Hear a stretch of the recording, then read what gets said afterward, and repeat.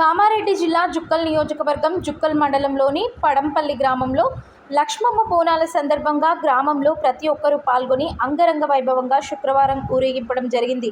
అందరూ సుఖశాంతులతో ఉండాలని, ప్రతి ఒక్కరికి తల్లి దీవెన ఉండాలని గ్రామ ప్రజలు డప్పు సప్పులతో పడంపల్లి గ్రామంలో సంవత్సరానికి ఒక రోజు పండుగగా జరుపుకుంటామని గ్రామ ప్రజలు అన్నారు.